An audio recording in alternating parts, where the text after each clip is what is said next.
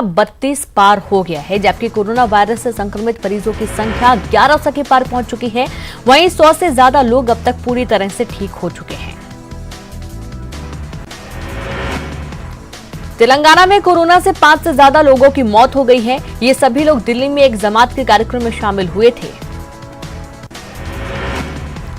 Corona के कहर के चलते तेलंगाना सरकार ने बड़ा फैसला लिया है। तेलंगाना सरकार ने सरकारी अफसरों और कर्मचारियों समेत तमाम लोगों की सैलरी को 75% तक काटने का फैसला लिया है।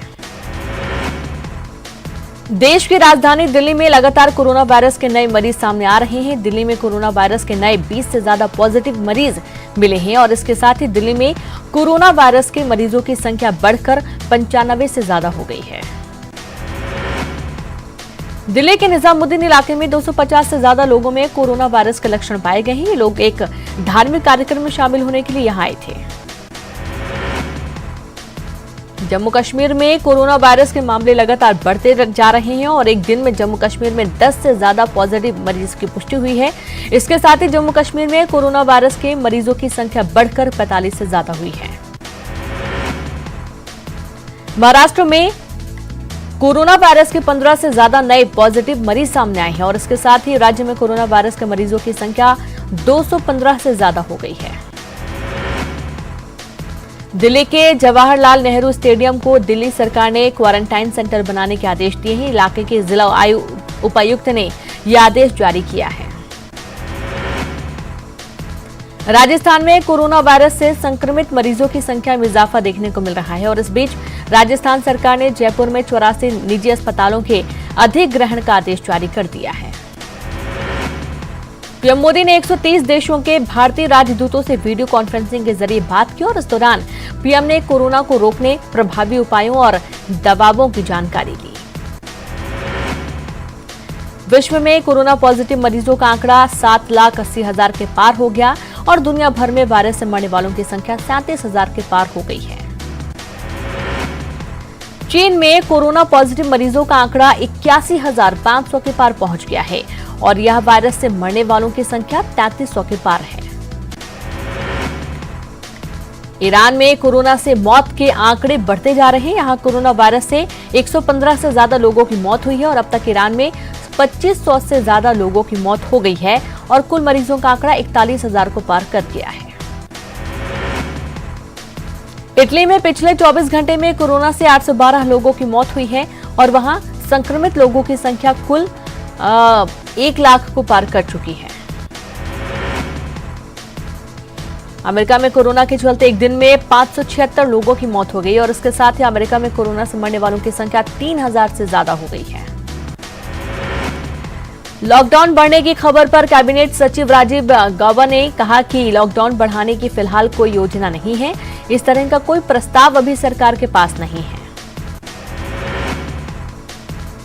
वहीं राजस्थान में कोरोना के एक दिन में 12 से ज्यादा नए मामले सामने आए हैं। जयपुर के रामगंज में 8 पॉजिटिव मरीज मिले हैं। प्रदेश में पॉजिटिव मरीजों की संख्या 75 के पार पहुंच गई है।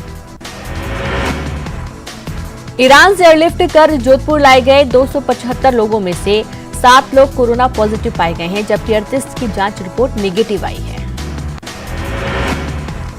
भीलवाड़ा में कोरोना को लेकर जिला प्रशासन ने बड़ा कदम उठाते हुए 3 अप्रैल से 13 अप्रैल तक कर्फ्यू को और सख्त करने का फैसला लिया है और इस दौरान मीडिया सहित सभी पास अमान्य होंगे। कलेक्टर ने अपील की है कि अभी सभी लोग अपने घरों में ही रहें।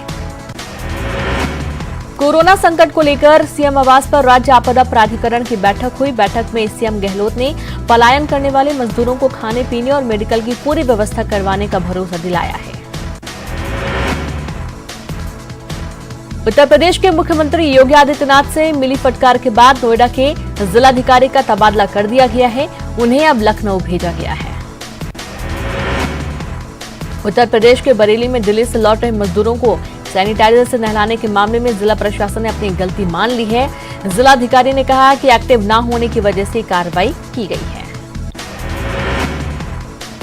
बरेली के सैटेलाइट अड्डे पर दिल्ली से लौट रहे मजदूर बस का इंतजार कर रहे थे, तभी वहां पुलिस पहुंच गई और सबको एक लाइन में बैठाया और इसके बाद उन्हें सोडियम युक्त पानी से नहला दिया गया। बिहार में भी कोरोना लोगों के लिए परेशानी बन गया है। यहां 14 से ज्यादा कोरोना पॉजिटिव मरीज मिले हैं।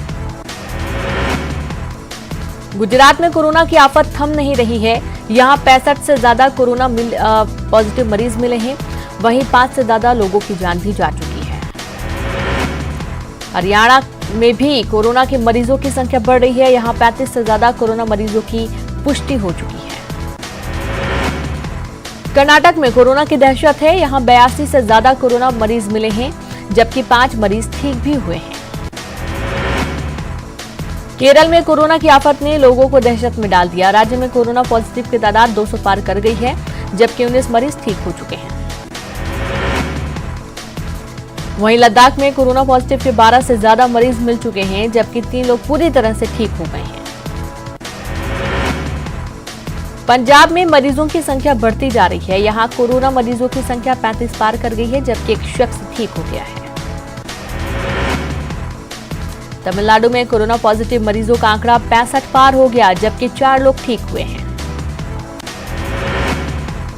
पश्चिम बंगाल में कोरोना मरीजों की संख्या बढ़ने से लोगों में दहशत है। यहां कोरोना पॉजिटिव मरीजों का आंकड़ा 21 से ज्यादा हो गया है। कोरोना को हराने के लिए मोदी सरकार ने 11 कमेटियों का गठन किया है और इस कमेटी की जिम्मेदारी कोरोना के कारण आई आपातकाल जैसी स्थिति से निपटने की तैयारी का खाका खींचना है। गृह मंत्रालय की ओर से कमेटियों का गठन किया गया है और इन कमेटियों में सीनियर अफसरों को शामिल किया गया है। पहली committee medical emergency management plan के लिए बनाई गई है और इसकी अगुवाई नीति आयोग के सदस्य डॉक्टर वी पॉल कर रहे हैं। कोरोना को लेकर राहुल गांधी ने कहा कि कोरोना से डरने के बजाय लोगों को समझदारी से काम लेने की आवश्यकता है। साथ ही सरकार को रणनीतिक स्तर पर इससे निपटने की जरूरत है। रिलायंस इंडस्ट्रीज ने पीएम केयर फंड में 500 करोड़ देने की घोषणा की। इसके अलावा कंपनी 5-5 करोड़ महाराष्ट्र और गुजरात मुख्यमंत्री राहत कोष में भी देगी। लॉकडाउन का 7वां दिन आज है। एमपी में सन्नाटा पसरा हुआ है। वहीं बेवजह घूमने वालों पर पुलिस सख्त हो गई है। एमपी में कोरोना पॉजिटिव मरीजों की संख्या 65 के पार चली गई और आज भी 15 से ज्यादा नए पॉजिटिव मरीज मिले हैं। इंदौर में सबसे ज्यादा मामले सामने आए हैं। इंदौर में कोरोना पॉजिटिव मरीजों की संख्या लगातार बढ़ रही है। 15 से ज्यादा कोरोना मरीजों की रिपोर्ट पॉजिटिव आई है। बता दें कि पूर्व में सामने आए 27 मरीजों के संपर्क में सभी आए थे। मध्य प्रदेश में कोरोना से 4 से ज्यादा लोगों की मौत हो चुकी है। इंदौर के एमवाई अस्पताल में 49 साल की एक महिला ने दम तोड़ दिया। बता दें कि महिला पहले से ही डायबिटीज और ब्लड प्रेशर से पीड़ित थी।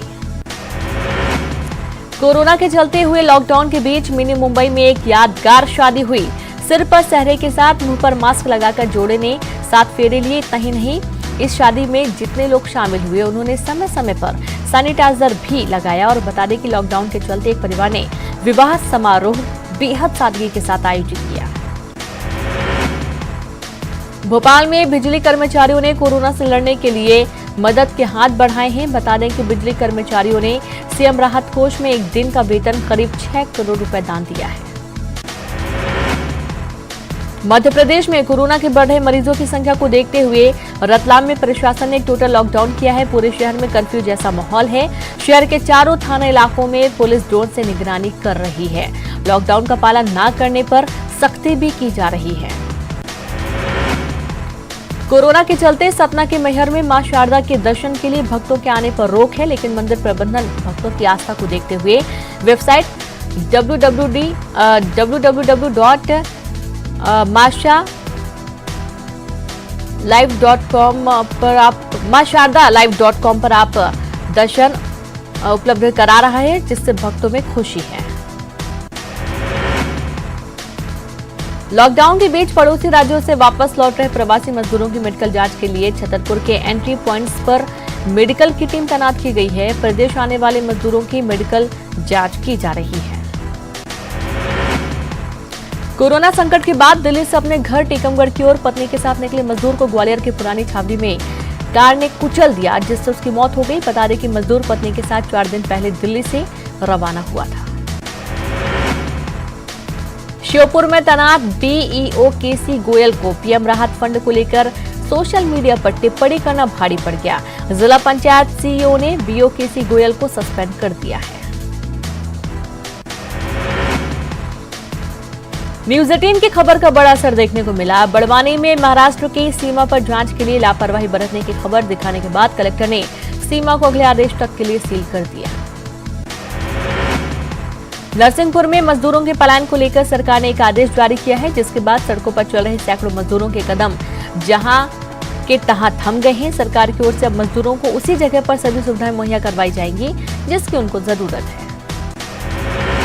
मंडला में किन्नर भी जरूरतमंदों की मदद के लिए आगे आए हैं। किन्नरों ने मजदूरों के लिए खाने की व्यवस्था की, तो वहीं इस दौरान सभी को मास्क बांटा और सोशल डिस्टेंस की भी जानकारी दी।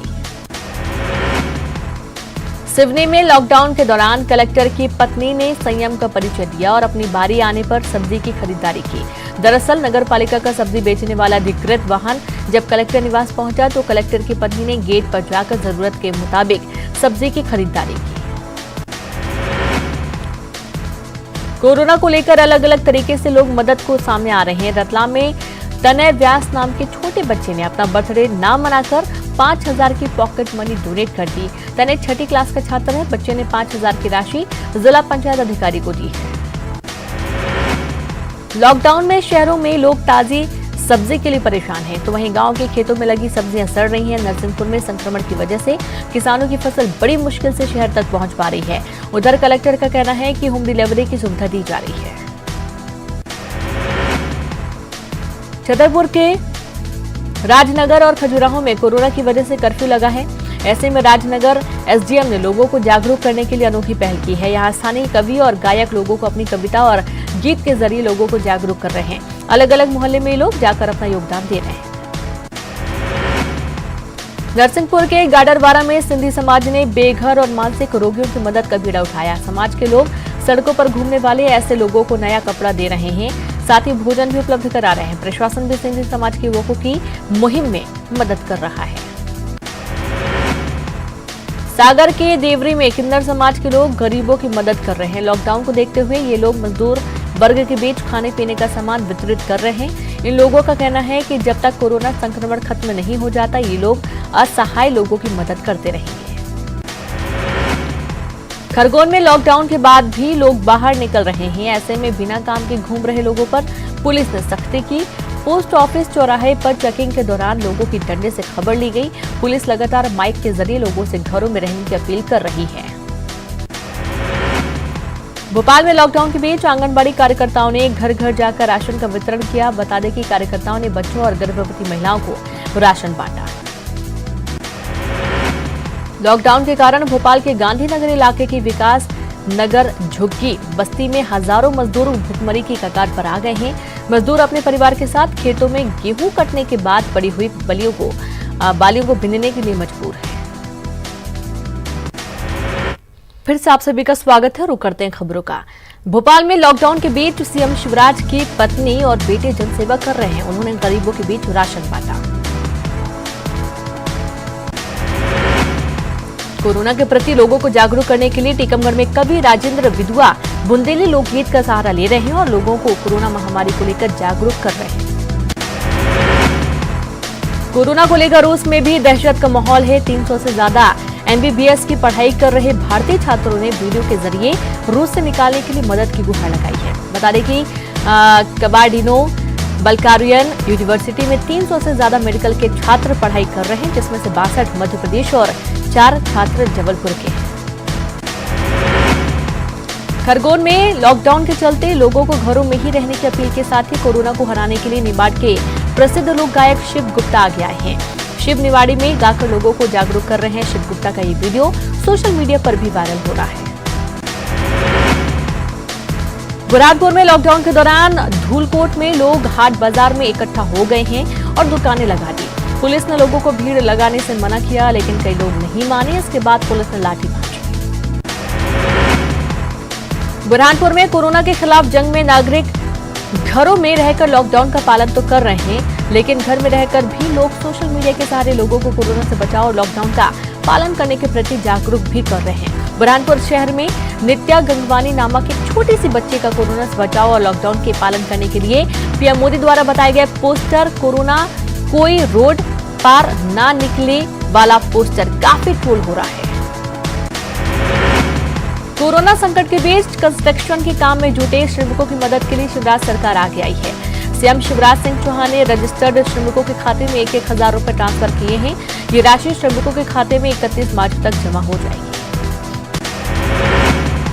एक और शहरों से लॉकडाउन को तोड़ने की बातें सामने आ रही हैं, वहीं दूसरी ओर हरदा के ग्राम खमलाई के ग्रामीण खुद लॉकडाउन का पालन तो कर ही रहे हैं, बल्कि अन्य गांवों के लोगों से भी करवा रहे हैं। ग्रामीणों ने लॉकडाउन का पालन करवाने के लिए गांव के बाहर बैरियर लगा दिया है। खंडवा में एएसआई भीड़ अटकड़े एक अलग अंदाज में कोरोना को लेकर लोगों को जागरूक कर रहे हैं। रीवा पुलिस कंट्रोल रूम में लोगों की भारी भीड़ उमड़ी। सागर के एक ट्रैफिक पुलिसकर्मी धर्मेंद्र चौबे कोरोना से बचाव के लिए लोगों को जागरूक कर रहे हैं। डिंडौरी जिले में पुलिस के एक जवान ने मिसाल पेश की है। पुलिस जवान ने लॉकडाउन से प्रभावित फुटपाथ में रहने वाले 2 गरीब परिवारों को गोद लेते हुए उनकी सहायता की। लॉकडाउन को देखते हुए दतिया में प्रशासन ने जिले के बॉर्डर को सील कर दिया। हंगामा कर रहे लोगों का कहना है कि पुलिस जिले की सीमा में घुसने से पहले लोगों से आधार कार्ड मांग रही है। रीवा में आगरा और अहमदाबाद से 4 दिन चलने के बाद पहुंचे मजदूरों की मदद के लिए सामाजिक संगठन आगे आए। कोरोना का कहर लगातार बढ़ रहा है, लोग लॉकडाउन का ठीक से पालन नहीं कर रहे। छत्तीसगढ़ में कोरोना से पीड़ित मरीज की संख्या 7 से ज्यादा हो गई है।